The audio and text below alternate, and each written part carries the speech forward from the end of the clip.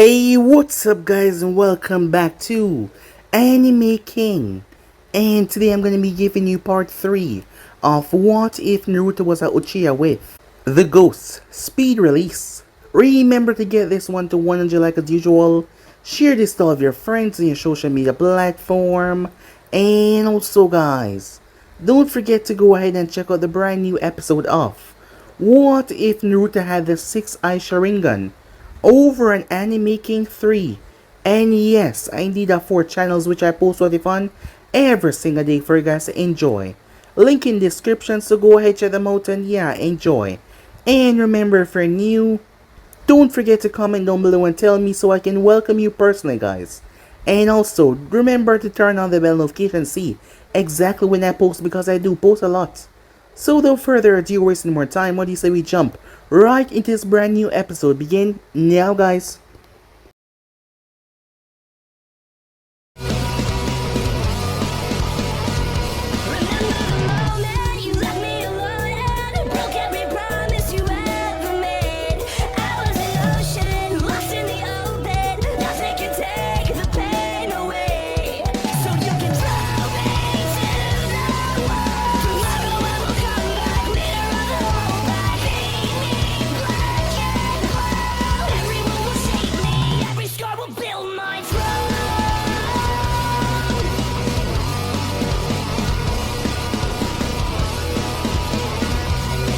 So, the last part that we left off, we were given a brief history about the past. A man that was forgotten by history is named, known as Papa Namikaze. He was one of the children of Indra, but he was never able to awaken the Sharingan, so for that he was cast out. However, despite not awakening the Sharingan, he had the aptitude for ninjutsu, and he also had lower bone density that would grant him exceptional speed. He was a man that had a lot missing from his life, most of the family, so over the years, he had children with many women. As he had a large family that came together, he was the first wielder of the Ghost Speed Release, the bloodline that Naruto now possessed. As we were told about the history of the other clans as they merged together, the founding of Konoha and how everything was set in place, why the link between the Namikaze and the Uchiha was so strong, and why Minato did not acquire the Sharingan. And it was all pointed out until it awakened inside of Naruto, Kushina being a special part to awaken the Sharingan bloodline inside of him, because the watered down bloodline had been diluted through the years. However, soon the Chunin exams will be coming up, the semifinals to be exact, a match before the real thing. To weed out several members out of it, we found Naruto late in the night as he was walking through the tower in the forest. As he was walking through said tower, he came across Sasuke in his room. As Sasuke was doing push-ups, Sasuke idolized Naruto as he saw Naruto as someone that he wanted to live up to. As Naruto told him to rest his body though, there's no need to push himself so hard, as he told him a story about himself and Kakashi within the past, how he used to idolize Kakashi as well. Despite Sasuke not showing it, Naruto was one of his idols, and he wanted to be like him someday. Sometime later, Naruto saw someone moving through the forest as he followed behind the person. It was a silver-haired individual as he was made contact with someone else, someone from Land of Sound, as Naruto listened on their info. It didn't take long for them to separate as Naruto quickly went after the person and captured them, allowing the silver-haired individual to make his way. Some time passed after that as the exams was going on. A girl from the Hidden Sand had saw Naruto. She was here with Rasa the Kazakage. As Naruto had went his way toward the Hidden Sand one day, and he came across several girls, well, things became a bit hectic and he had a reputation within the Hidden Sand. She was not there, so she was not able to get in on it. Ren got really angry as she heard that as Naruto took her away. Something weird then happened around the corner as Naruto came back with her. Minato and the others came out as Minato looked towards the both of them, but he did not say anything as they made their way through the forest. They talk about the spy, and they also talk about the extra precaution in their security. Once they were done, they made their way. As for their younger, Mikato was trained as she punched the wooden dummy and kicked it, as her two siblings came there to speak to her. as they told her that they were there watching her match just because she did not see them, as they were with the Hokage. But the next time she would see them right there cheering her on, she was happy to hear that as she made her way inside to get some rest, and also watch her favorite kid show, despite her saying that she was no longer a kid, causing the other two to laugh. So yeah guys, basically let's left off. You guys can switch across the play, check it for yourself, and don't forget to go ahead and check out the other what ifs of the other channels. Yes, I indeed afford that I post what if on every single day for you guys to enjoy, so go ahead, check them out, and yeah, enjoy. So without further ado, or wasting more time on these, so we jump right into this. Begin now guys. After leaving their younger sister, the two twins made their way towards the clan district, which was the biggest, widest, and oldest district within Konoha. The first clan that they visited in the district was the Nara clan, seeing that it was the closest to the entrance in the district. The reason being that it would be too troublesome if they had to walk far before they had to leave the district, as Naruto had to help round up some of the deers, while Ren gossiped with some of the Nara wife. The Yamanakas did not really need that much help. Rather, some of the male members kept on throwing blatant suggestions towards Ren, but they went right over her head, and Naruto walking beside her stopped them from approaching. The Akamichi clan was like the Mindwalker clan as well. The female members flirted with Naruto, but to him it was just like they were being overly friendly. They stuffed his pockets with cookies, and they serenaded him with poetic cooking recipes. That did not stop Ren from barking at them to back off, and they did, as they heard the venom in her threat.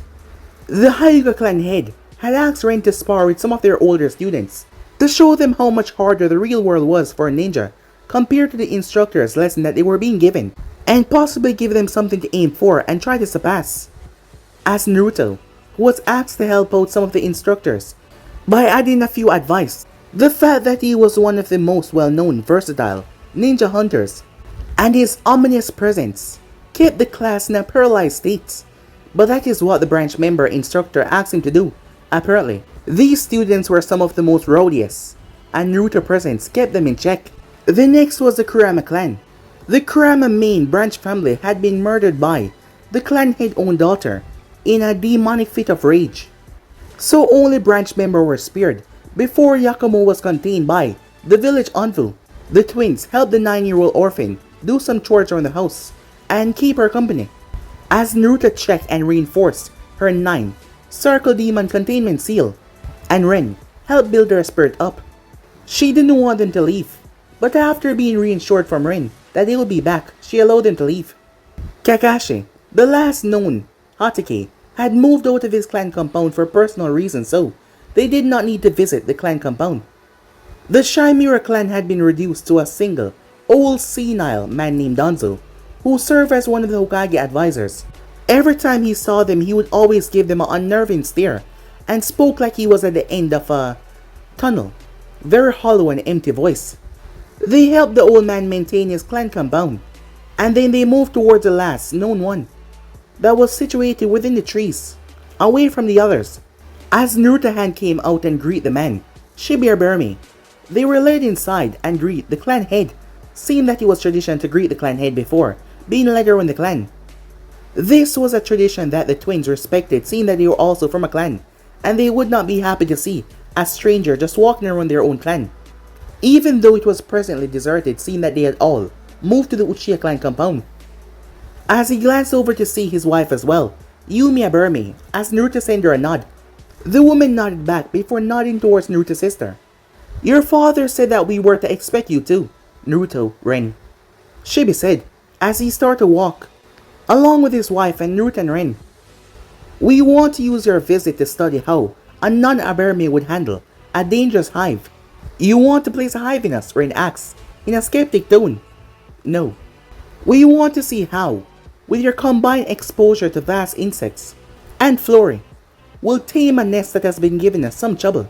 As they walked towards the breathing chamber of the hive, most of the members came to a stop as they turned towards the two. As Shibi saw the look on Naruto's face, "Do not worry, we are just not too accustomed to having visitors." "I wonder why," Ren muttered to herself, as Naruto glanced over his shoulder and sent her a glare. "I'm sorry," she said. "There's no need for apologies," Shibi said. "It is the reason why our ancestors moved here." The silent clan fear rejection almost as they fear the Hive Rebellion. That is why they actively strive against confrontation amongst their allies. It is best not to hear it than see and feel the rejection.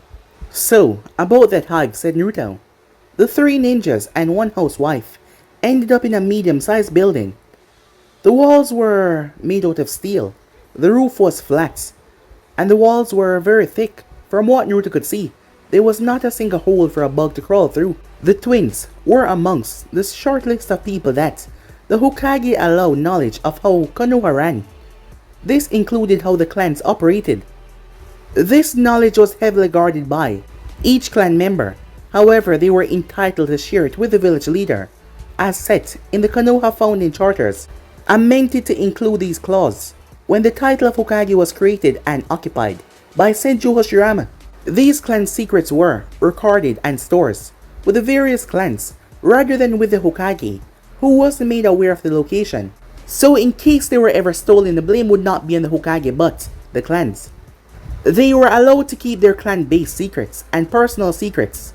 But when it came to secrets that affect the way the village run, like why the almost extinct Hatake clan always wear half masks over the lower half of their faces, why the Kurama clan had a demon in the first place, and why the dying Chimera clan can use wind ability to the level that it seems like a clan-based ability.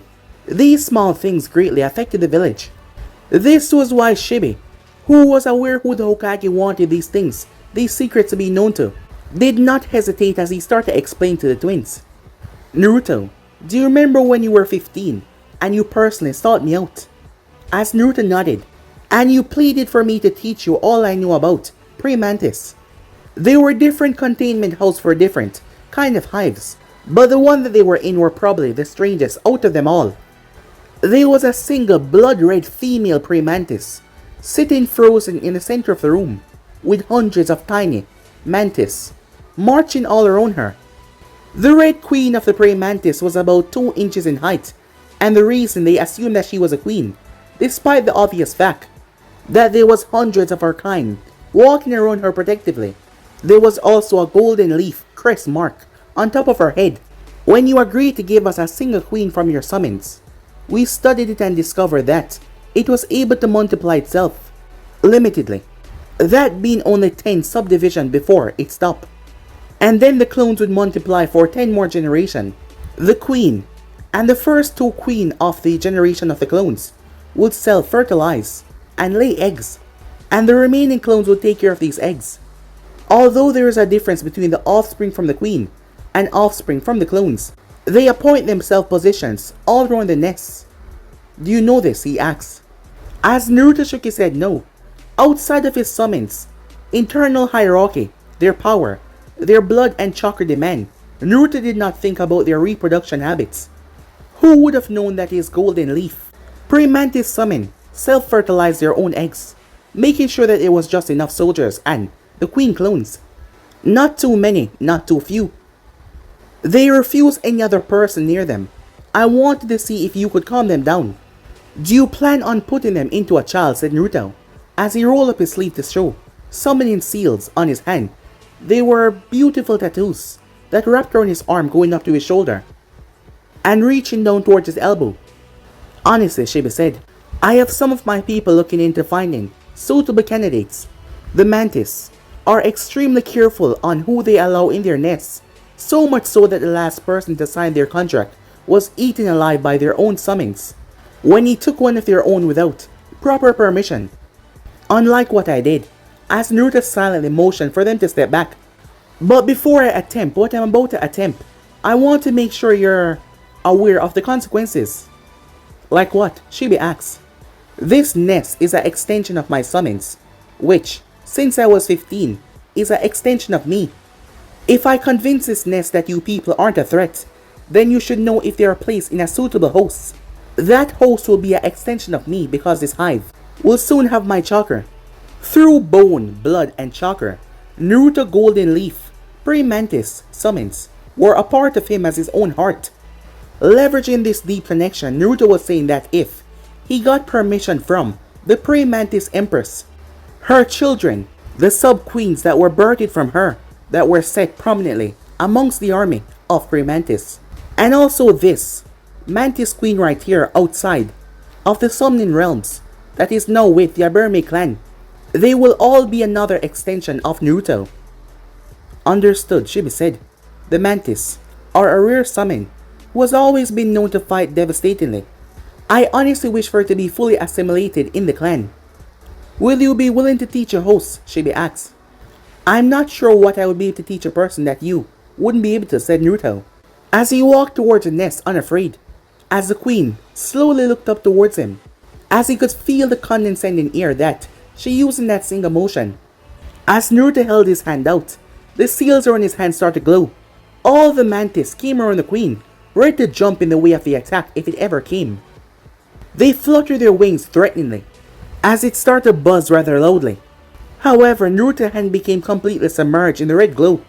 Before, there was a swirl in front of his hand. Poof! A tiny seed passed right through all of them and landed right in front of the queen, who seemed unimpressed. As she looked down towards the seed, Naruto's hand stopped glowing as she started to poke it. She vibrated as a single soldier from her group marched towards her. The male soldier examined it more closely, picking it up and looking it over. It chirped and handed it to the queen. As she took it, he moved back towards his position to defend the queen.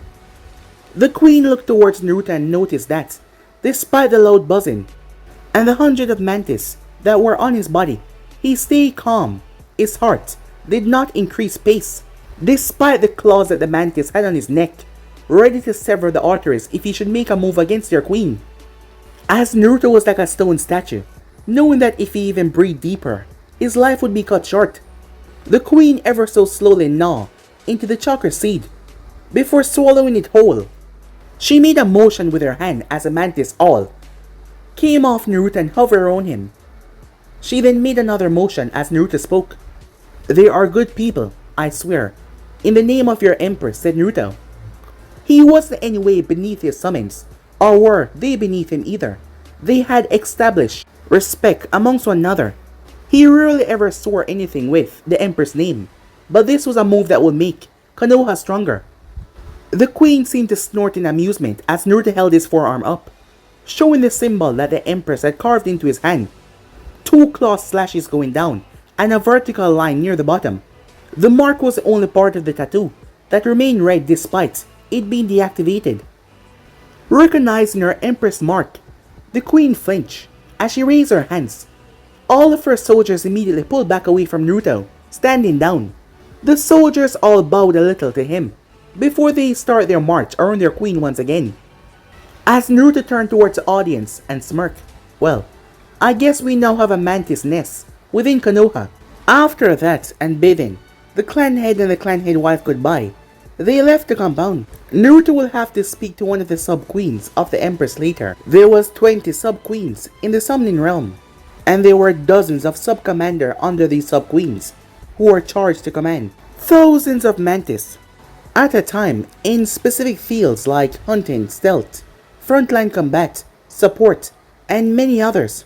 At the very top of the summoning clan was the empress, who was much smaller than her giant ideal summon size sub-queens and sub-commanders, standing about 5 inches tall. All of the sub-queens were identified by the golden leaf symbol, while the empress was crafted out of a brilliant gold and silver. For a very long time now, they have been surviving by this hierarchy chain of command. How he had even found the scroll of the summoning was a story for another time. With that, they left the trees and walked away from the clan district. Naruto, who had stronger sensory ability than his sister, slowed down a bit so his sister would not notice. As he glanced up towards the residential district, as up on the top of the building was Gaara, looking down at him. The one-tail holder sat cross-legged on top of the building, with his massive gourd on his back. Gaara did not seem fazed that Naruto had caught sight of him, as Rain was still chatting, oblivious that Naruto had slowed down to glance up.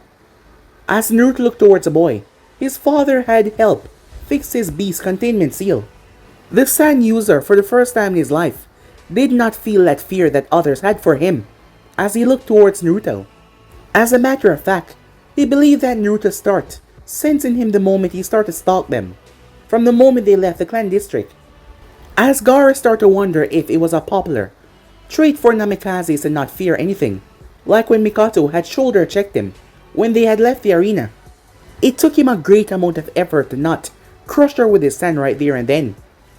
Minato had saved him from the crazy screaming that was constantly in his head, but the damage had already been done.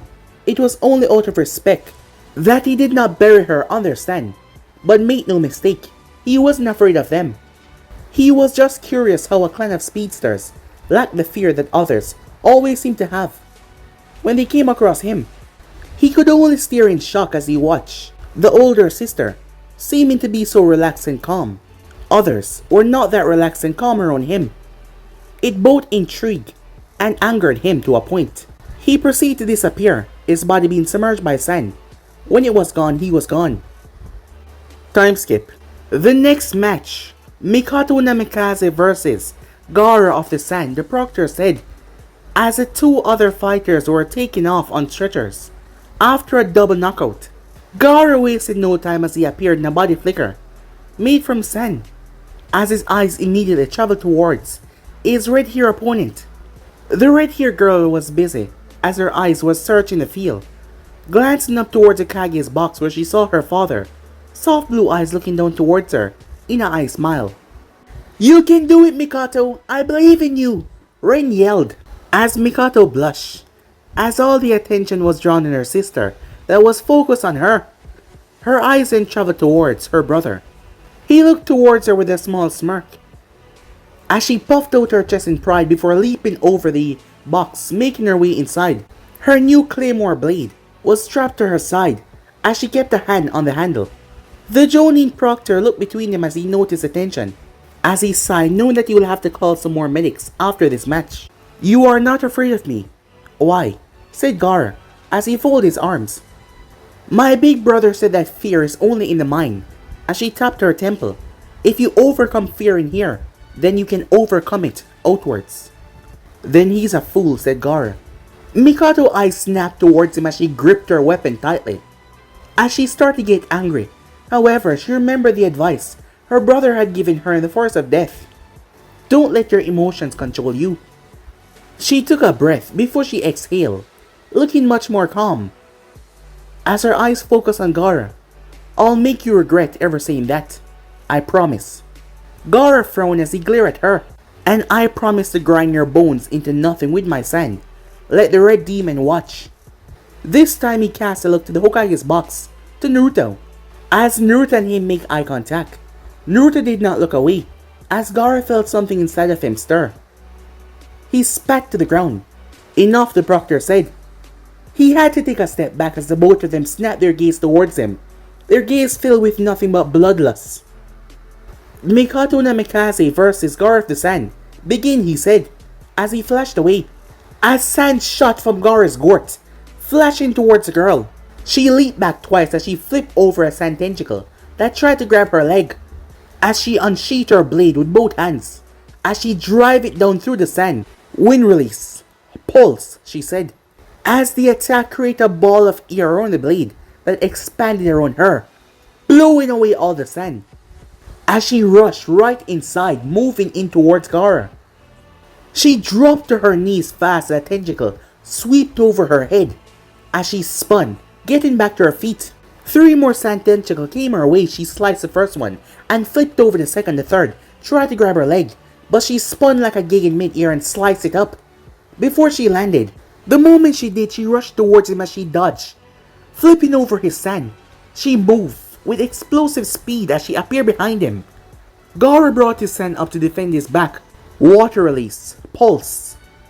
The moment her blade made contact with the sand, water exploded outwards, sweeping over Gaara's sand defense, making his sand a lot slower. The water kept on pouring from her blade as she let it fill up the arena.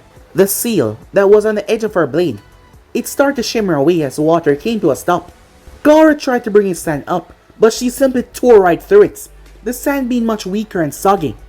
She then landed a brutal kick in his back, blasting him towards the wall. Gaara slammed right in it before crashing into the water. as he lay there, his arms outstretched. His sand was so soaked that it was not even responding, barely able to move. Mikato walked towards him, her claymore gripped by the both of her hands, as she cautiously moved towards him. In the state that he was in, Gaara wondered how much did she prepare for him. No one had ever thought to use this much amount of water on him before, as she neutralized the biggest weapon in his arsenal by flooding the entire arena. He also started to sink into the water, his body being weighed down by the sand, as he started to drown. It might have been shock that caused him to be bested so easily, or maybe it was an underlying fear for the girl. A memory, 9 months ago. One day before the Lord Red, Demon Week in the sand, his father, the Kazekage, had commanded that he lie on the operating table, so that Naruto, who was there, could apply the beast containment seal on him. However, Gaara refused, and he went berserk. They were far away in a cave, where the one tail was for a seal, so they did not have to worry about civilians being injured.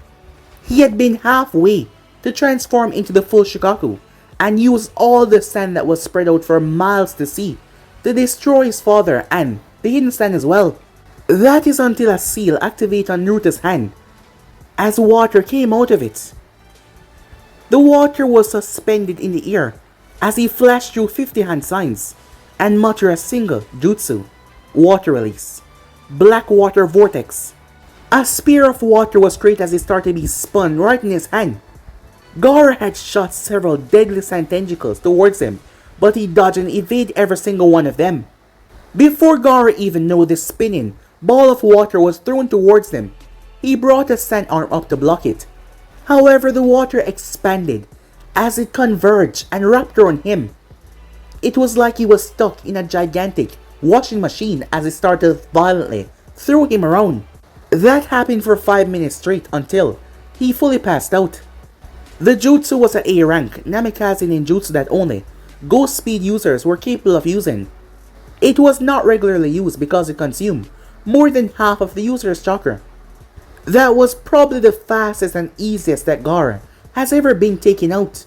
Until this very second, it haunted Gaara that there was a strong individual out there that was so strong that could literally toy with him where he did not stand a chance.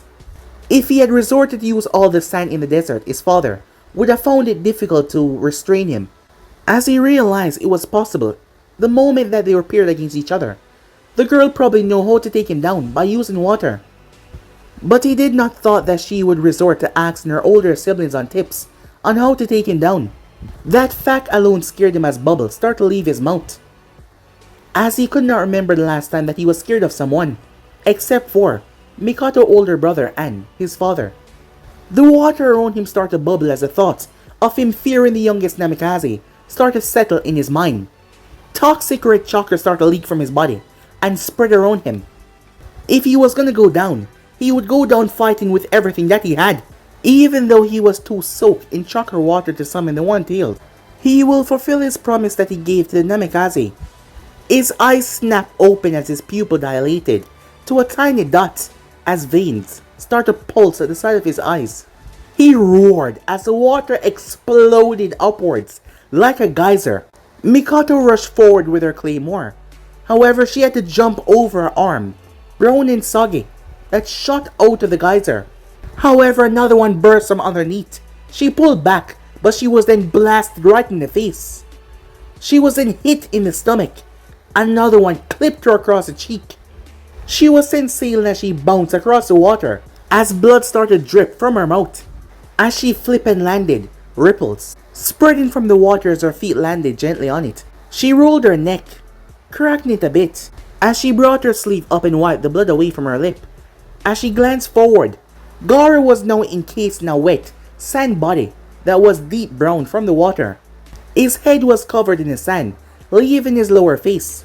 There were lines and cracks running through his body, sealing Fuinjutsu that carefully controlled the power of Shikaku. Hand to hand wasn't his best, but he was passable in that aspect. Up in the Kage's boot, your son can still use his bloodline, even with all that water soaked in his sand. Minato asked the older Kage beside him in surprise. He has been training to do so ever since Naruto left the hidden sand. But how is that possible? The weight of the sand should be impossible for one his age. Kamina, the leader of the Hidden March, asks. Gaara has always hated being weak. The weight of the sand and the water is nothing. My only concern is how long he will be able to hold it up, said Raza. Especially with all that beast chakra that he's using, Naruto muttered, as he narrowed his eyes. The question is, will Mikato use her own tail beast chakra as well? We'll just have to wait and see, said Minato. Back down below. Mikato brought her claymore down as she stabbed it through the water. However, it seemed like it had broke the earth because it stand there. As she took the sheet off her and threw it next to the claymore as it sank down into the water. She then cracked her knuckles before she rushed forward as she closed the distance between her and the Kazekage youngest son. Her right fist shot forward as a wet sandy wall erupted in front of Gaara. Her fist smashed against it as it blasted inwards. She kept up her onslaught until a sandy arm came and smacked her across the face. However, she ducked the other blow and drive her fist into the replenishing sand wall.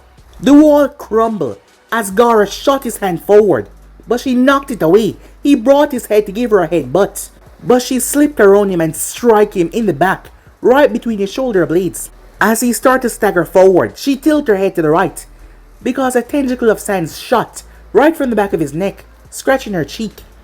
However, a dozen sandfish shot from the water as they slammed under her chin, throwing her up in mid-air. Gaara raised both of his hands to the wall, a soaked sand water raised behind him. Mikato flipped back as she landed, as she rubbed her chin in pain. Gaara grit his teeth. Stay down, he yelled. The sand wall divided into poles. Poles that shot straight up. Each of the poles became a boxing glove, following Gaara's fists. 10,000 sand fists of doom, said Gaara. His scream echoed over the uneasy noise of the crowd, as the fists came raining down. As Mikato looked up with one eye open, blood running down her mouth. Without looking, Minato spoke. No, let her fight her own battles, he said to the both of them behind him. As Naruto grit his teeth as Rin looked down there worriedly, however, the Mikato that got assaulted by the sand fist poofed away, allowing her to breathe a sigh of relief. Gaara looked around as he saw his opponent standing further back, both of her eyes open, as she still had a smear of blood on her chin. Her clothing was still intact but soaked. As he commanded the arms to pull back, as they hovered over him, Mikato slapped her hands together in the ram seal. Uzumaki chakra chains, she said, much to the shock of everyone, especially the team senseis. She can use chakra chains? Kurona said to Kakashi as he smiled back at her. Of course she can. She is a Uzumaki, he said, like he was talking to a toddler. But Naruto and Ren are not able to use the Uzumaki chakra chain, said Guy.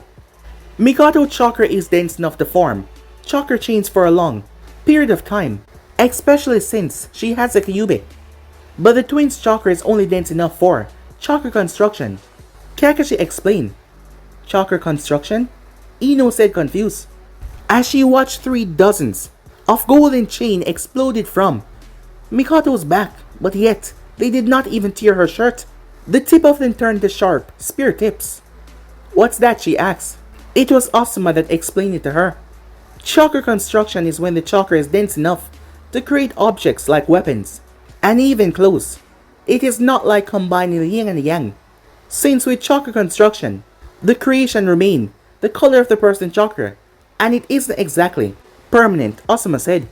Is that the reason why the Red Sun are so strong?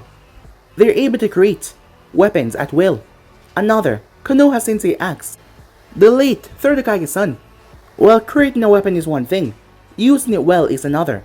Kakashi was the one that continued, as he entered teacher mode. You see, Uzumaki Kushina was one of the greatest Uzumakis of her time. And since she was born from that clan, she has extremely dense chakra, dense enough to make thousands of chains that could even hold down the 9-tailed beasts. This dense chakra watered down in the twins, only allowing them to construct objects, mostly short to mid-distance objects, rather than full-on chakra chains.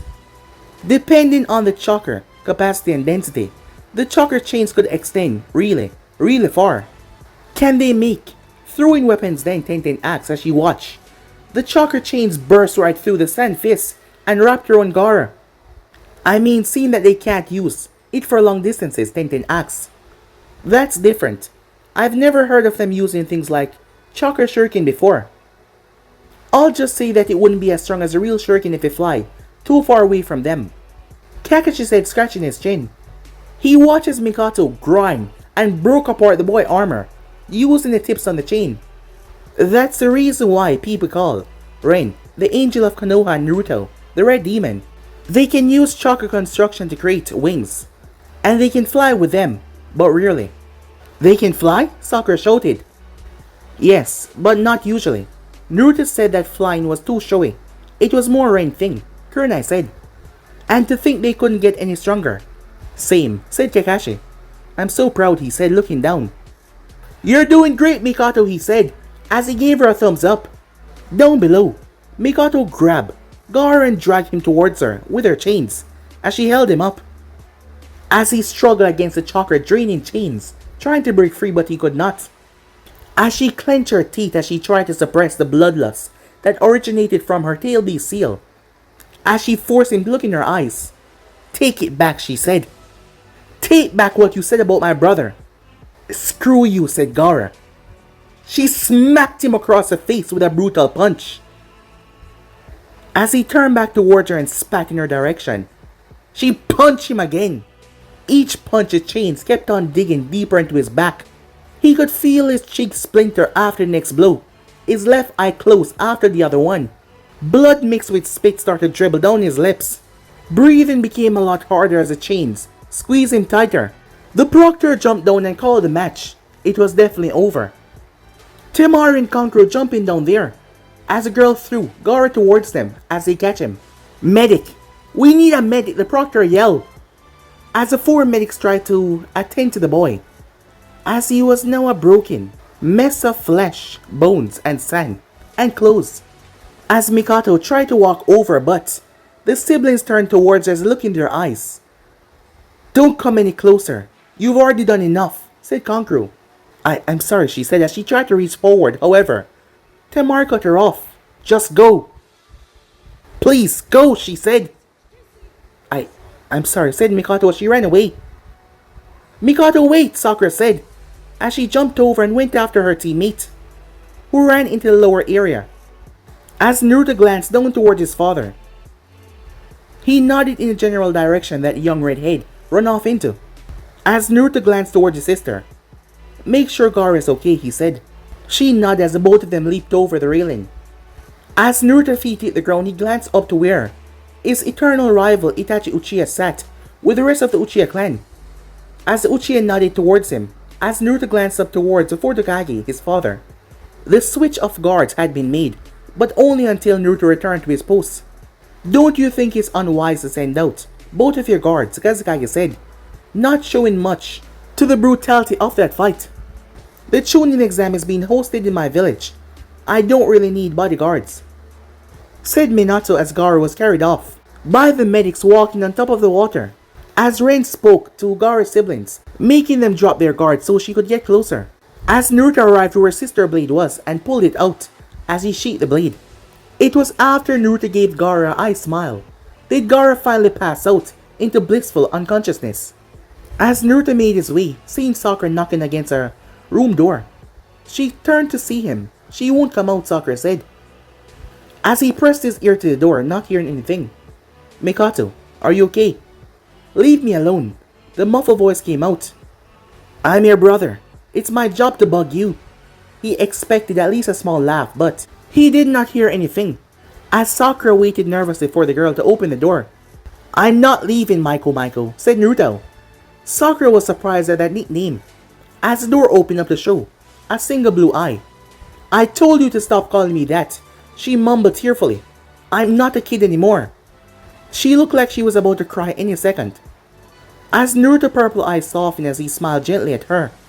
You're always going to be my baby sister, Mikato. That will never change. Her lips started to quiver as she threw herself in him for a tight hug. The tears increased as she would not cry loudly though, as Naruto patted her back. Sakura, can we please have some privacy? Mikato is my friend. It's fine, Sakura. I'll catch up with you later, Mikato said. Her voice muffled, seeing that she was speaking from within Naruto's shirt. Sakura nodded before she walked off, as Naruto kept on patting Mikato's back as she remained where she was. I don't know what came over me. I just got so mad when he insulted you. It's not your fault, said Naruto. Yes, it is, she said. I could have stopped myself, but I did not. I just wanted him to take it back, and he would not. I'm sorry, she said. I did not live up to my promise. I let my anger take over, she said. I once broke a man back when he called Ren an idiot, said Naruto. She glanced up at him, hearing him say that. Well, he was not really a man. More like a demon, said Naruto. When did this happen, she asked. Demon country. Have you read about the history of our clan? Of course I have. Big Sis taught it to me when I was 4. If you would have really studied on our clan history, you would notice that we're very protective of our family, even against small insults. Hell, father severely injured the current Tishikage back during the last war when he called his older cousin a ditz. And we all know that late Aunt Kumi was a little ditzy. He winked at her, making her giggle quietly as she hid her face in his stomach. None of them had actually met Kumi Namikaze. Rather, they heard stories from their father. Funny stories. I'm proud of you for protecting my honor, Michael, said Naruto. Thank you, brother, she said, as he pinched her cheek and ruffled her straight hair, laughing at her childish groan. No problem. Now, I think you should be getting back to the arena, as he gave her blade as she attached it back to her hip. As they started to walk back, he asked, so, how was using the claymore? Much better than the katana, actually. For some reason I can carry it better than I did with the katana. Is that weird, she asked. She had selected the claymore when she went weapon shopping with her older sister, as she had personally drawn the chakra affinity storage seal all over it, and had been assured by the shop owner that there was already a durability seal on it. She just had to keep it properly maintained. As Naruto shook his head, not at all. It just means that heavy weapons are more your style. As he flicked his right wrist, a long 8-foot pole, dark, flipped out of his palm, as he slammed the base on the ground as a blade came out to the top. It was around 2.5 feet long. As he twirled the sight in his hand, it made a whooshing sound. Like with this sight for me, I'm not a weapon master, but I can hold my own with any light weapon. Your sister prefers broadswords, heavy weapons, battle axes, and bludgeons, you know. As the sight burst into red mist and returned back to his palm. Can I ever use chakra construction, she asked, as she tried to form her own weapon, but only 3 gold chains came out of her wrists. As Naruto chuckled lightly, your chakra chains are much better than my chakra construction, trust me.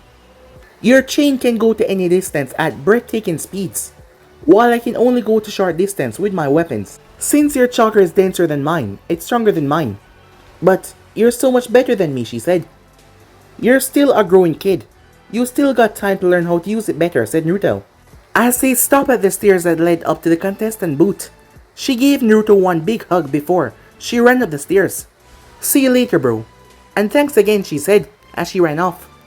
Every other match seemed to pale in comparison when it was against the youngest of the Hokage and the youngest of the Kazekage. Well, except for Neji and Sasuke. That fight had ended with the young Uchiha victorious, but with painful, pin-like marks all over his arms. After an hour-long break, agreed by all leaders, the exam continued, with Mikato being called once again to face off against Kabuto. Kabuto smirked as she glared at him. Did she expect him to be intimidated by her glare? However, to his surprise, she thrust her hand forward for an handshake. I hope we have a good fight, Mr. Kabuto, she said. He looked at the hand before he slapped it away. Don't worry, kid, he said. I won't beat you too hard. As she closed her hand, you could hear her knuckles popping as she did. With visible restraint, she took a step back. Proctor, she said. Alright. Mikato Namikaze versus Kabuto Yakuji. Begin! All spectators expect her to draw her weapon. That is what they expected, seeing the way she fight. This time though, she just ran headfirst towards him.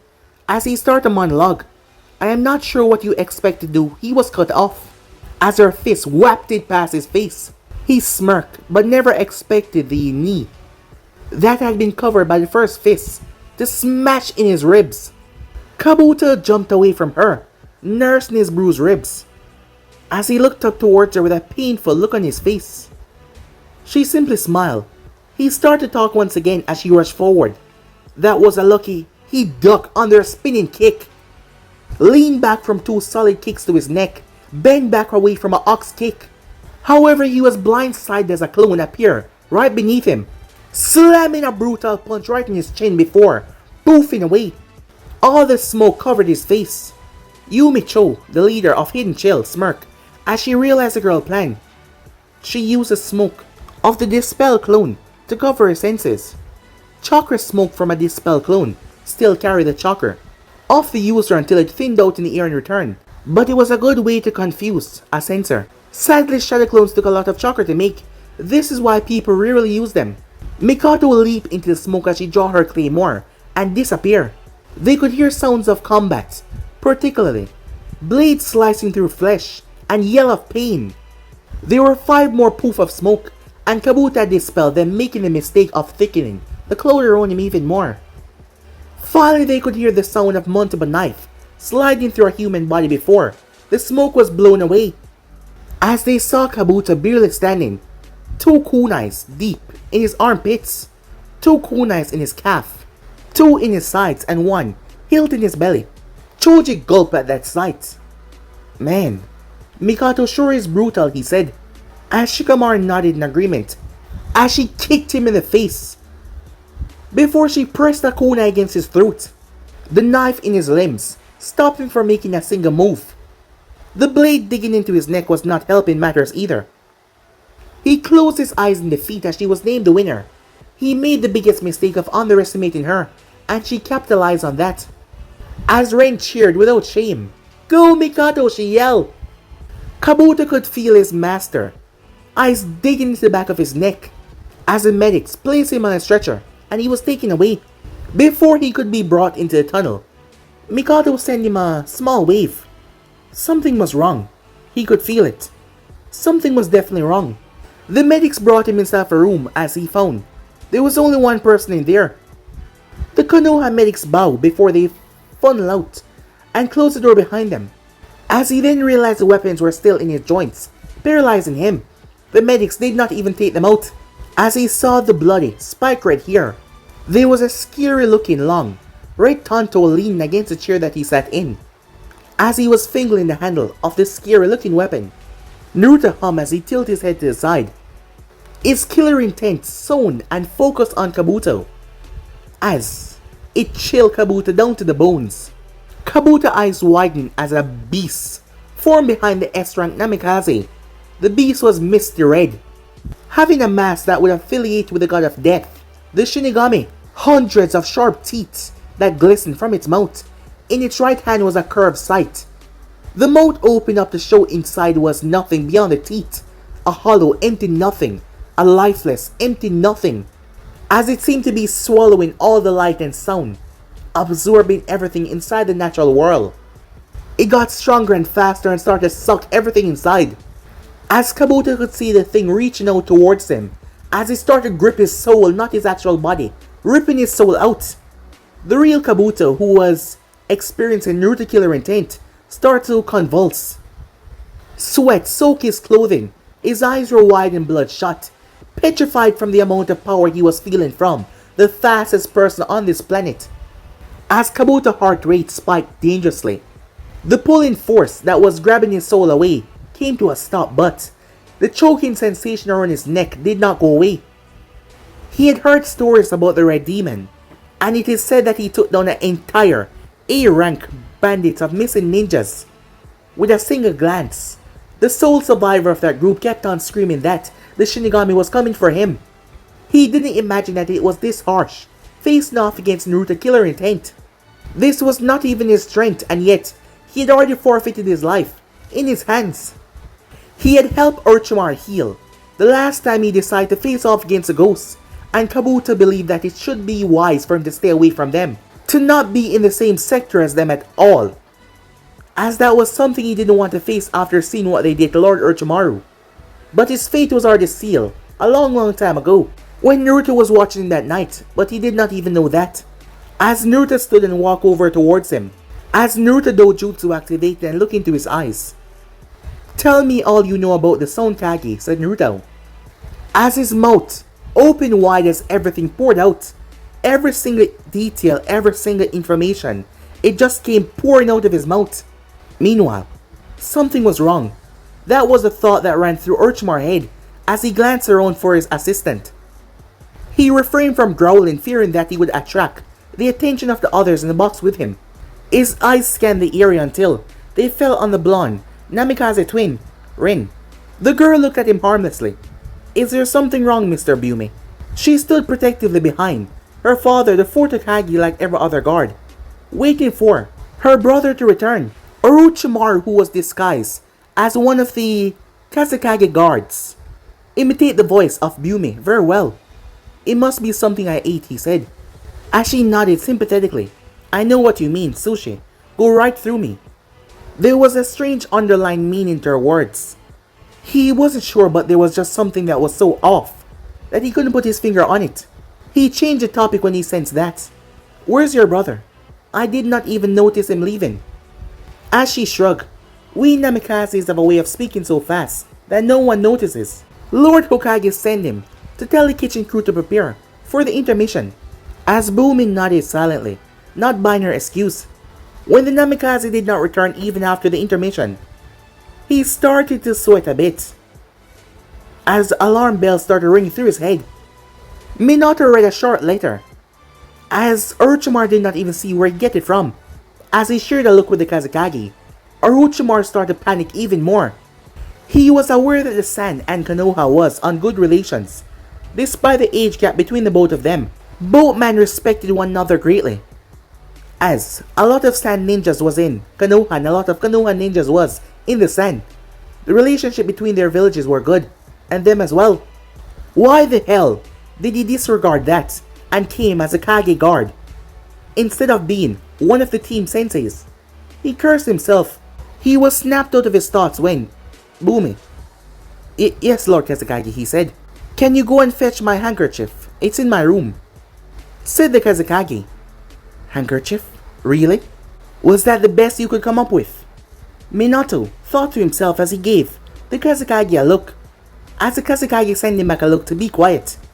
Yes, Lord Kazekage, the disguised Orochimaru said. Do you want me to help you out? Handkerchiefs can be hard to find sometime, Rin said, as she also wondered why he chose to use the handkerchief excuse. No, I can find it, Orochimaru said, already catching on to what they want to do. However, they will all die trying. He was confident that he could take one half of the Ghost Flash, but better be safe than sorry. As he left the Kage's booth, his plan was to head west, back towards the Hidden Sound and get the hell out of here. He did not even notice as Itachi Uchiha nodded to his clanmates, excusing himself, as he vanished after making his way, as Orochimaru tried to get the hell out of there. But guys, to be in subscribe right here. If you want the next person to do, like, subscribe, comment down below, and turn on that bell notification to stay posted. Remember, share to all of your friends in social media platform. And also go ahead and check out the other what ifs over the other channels. Yes, I indeed have 4 which I post what if on every single day. Yes, you heard that correctly. Every single day for you guys to enjoy. So go ahead, smash that red subscribe button and become a part of the Making family. And thank you for all for helping your support. Member to comment down below and tell me if you're new. But I'm out for now. See you guys soon. Peace.